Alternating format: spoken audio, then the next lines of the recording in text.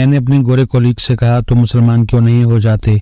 इसने मुस्कुराकर जवाब दिया, तुम मुझे कोई अच्छी सी रीज़न दे दो, मैं इस्लाम कबूल कर लूँगा।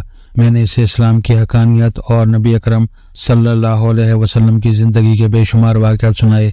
मैंने इन लोगों का हवाला भी दिया जो ईसाईयत, यहूदियत, बुद्धिज़्म और हिंदू मत छोड़कर मुसलमान हुए थे। मैंने इसे ये भी बताया, तुम मुसलमान होने के बाद जन्नत में जाओगे। वो बड़ी तवज्जो से मेरी बात सुनता रहा। मैं खामोश हुआ तो उसने हंसकर कहा, हमारी कंपनी में 2 दर्जन मुसलमान हैं, तो मुझे किसी एक का हवाला दो जिसको देखकर मैं मुसलमान हो जाऊं। मैं हैरत से इसकी तरफ देखने लगा। वो बोला, तुम मुसलमान अगर मिलकर भी इखलाकी लिहाज से हमारे किसी क्रिश्चियन साथी का मुकाबला कर लो तो मैं मुसलमान हो जाऊंगा। वो रुका और इसके बाद मुझसे पूछा, क्या तुम लोग हलाल खाते हो? मैंने सीने पर हाथ रखकर जवाब दिया, अल्हम्दुलिल्लाह, मुसलमान हराम नहीं खाते। इसने क्या कहा लगाया और बोला, तुम्हारी बात चिकन की हद तक दुरुस्त है, लेकिन जहाँ तक काम से मोहब्बत, कंपनी के साथ वफादारी और आमाल का ताल्लुक है, मैंने तुम में से किसी को हलाल खाते नहीं देखा। दफ्तर आने का वक्त 9 बजे और छुट्टी का वक्त 5 बजे है, लेकिन तुम लोग हमेशा 5-10 मिनट लेट आते हो और जल्दी निकल जाते हो, जबकि मैं रोज़ाना 9 बजे दफ्तर पहुंचता हूं, अपना सामान डेस्क पर सेट करता हूं, कोट उतार कर लटकाता हूं, लैपटॉप ऑन करता हूं और ठीक 9 बजे काम स्टार्ट कर देता हूं। मैं शाम 5:30 बजे दफ्तर से निकलता हूं, आधा घंटा अपनी चीज़ें समेटता हूं, मेज़ और डेस्क साफ करता हूं, कुर्सियां सीधी करता हूं, पर्दे सीधी करता हूं, लाइट्स ऑफ करता हूं, दराजें लॉक करता हूं और फिर दफ्तर से निकलता हूं, जबकि तुम लोग 4 बजे काम बंद कर देते हो और घंटा टहल कर गुजारते हो और डेस्क साफ किए बगैर और अपनी चीज़ें समेटे बगैर निकल जाते हो। हम यूरोपीय लोग अपना बाथरूम खुद साफ करते हैं, कमोड तक साफ करके बाहर निकलते हैं, दफ्तर की लाइट्स बंद करते हैं, पौधों को पानी देते हैं, अपनी प्लेटें उठाकर रैक में रखते हैं, जबकि तुम लोग जूठे बर्तन मेज पर छोड़ जाते हो, फर्श तक नहीं करते और अगर कर जाओ तो फर्श गीला कर देते हो, सिंक में पाँव धोते हो और पूरे वॉशरूम का फर्श गीला कर देते हो। मैंने आप में से किसी शख्स को लाइट्स बंद करते नहीं देखा। आपके लोगों के डेस्क पर मैस होता है, कोई चीज तरतीब से नहीं होती। आप लोगों के लिबास पर भी सलवटें होती हैं और हाथ भी गीले होते हैं। आप लोग दूसरों की तरफ देखकर मुस्कुराना भी जुर्म समझते हैं। काम लटकाना आप लोगों की आदत है और काम के दौरान गप लगाना आप लोगों का मशगला है। आप लोग खाना भी निहायत बदतमीजी से खाते हैं, मुंह से चप चप की आवाजें निकलते हैं और चाय भी छड़प छड़प करके पीते हैं।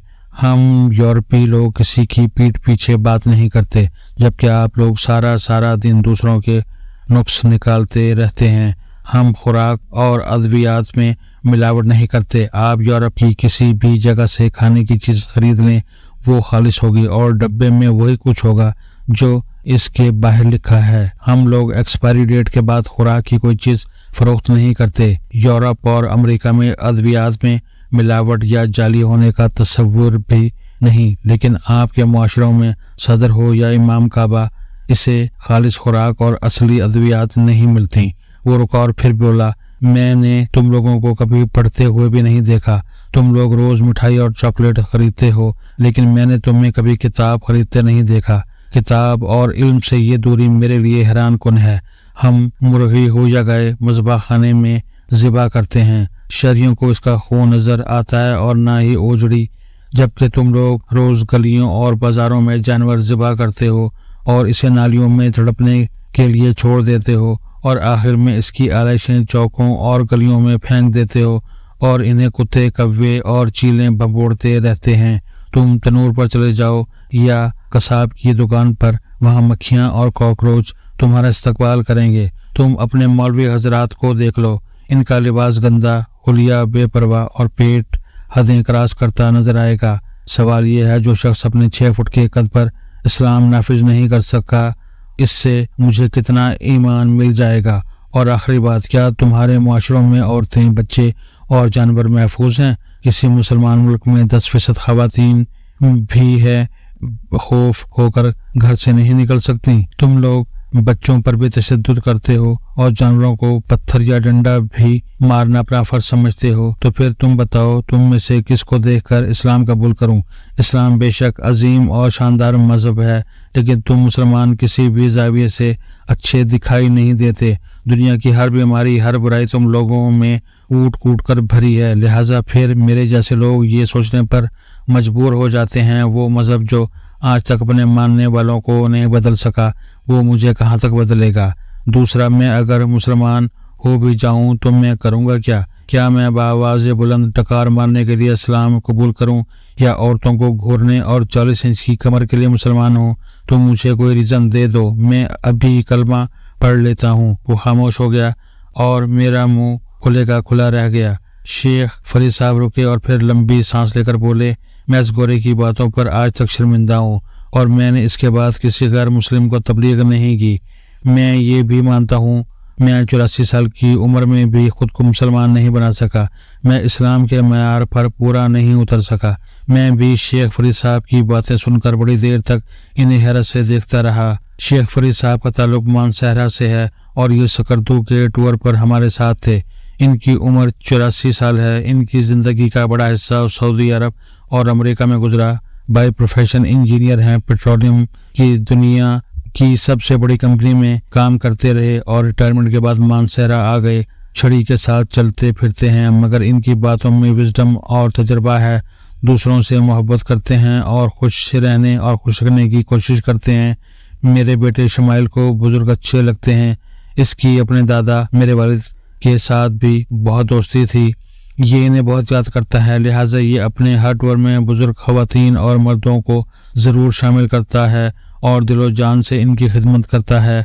बुजुर्ग भी इसे दिल खोल कर दुआएं देते हैं। ये इस सफ़र के दौरान भी शेख फरीद को साथ साथ लेकर चल रहा था और शेख साहब इसे हर कदम पर दुआएं दे रहे थे। मुझे शमाइल ने इनके विजडम के बारे में बताया और फिर मैंने इनकी बातों को एंजॉय करना शुरू कर दिया।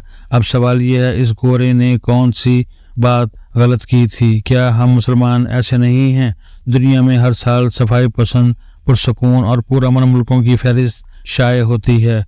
खुश रहने, काम करने और सस्ते तरीन मुल्कों, तालीम, इंसानी हकूक, इंसाफ, माहौलियाती निफासत, पीने के साफ पानी, खालिस खुराक और कामयाबी के बराबर मौके पर भी डाटा शाया होता है और तमाम गैर मुस्लिम मुल्क इन शोबों में एक दूसरे का मुकाबला करते नजर आते हैं, मगर मैंने कभी इस्लामी मुल्कों को इस फहरिस्त में नहीं देखा।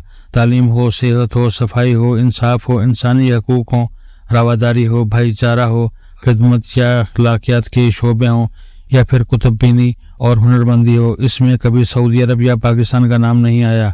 हम पूरा आलम में इस्लाम साल में जितना कागज़ इस्तेमाल करते हैं, इतने कागज़ अमेरिका का एक शहर बोस्टन रिसर्च पेपर में इस्तेमाल कर देता है। किताब हाँ इस्लाम के बारे में ही क्यों ना हो, लेकिन इसके सबसे ज़्यादा खरीदार अमेरिका और यूरोप में होते हैं। कुरान मजीद और अहादीस पर भी सबसे ज़्यादा रिसर्च यूरोप में हो रही है। खाना काबा के फर्श का मार्बल भी यूरोप से इंपोर्ट होता है और इसे इटली की कंपनियां काटती ही और पॉलिश करती हैं और यही इसे फर्श पर लगवाती हैं।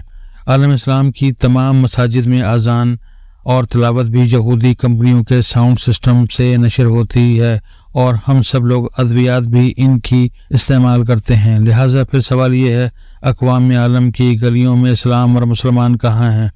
हमारा कंट्रीब्यूशन क्या और कहाँ है? दुनिया जहाँ की बुराइयाँ, खामियाँ, कमज़ोरियाँ और आजमाइशें सिर्फ हमारे खाते में क्यों दर्ज हैं?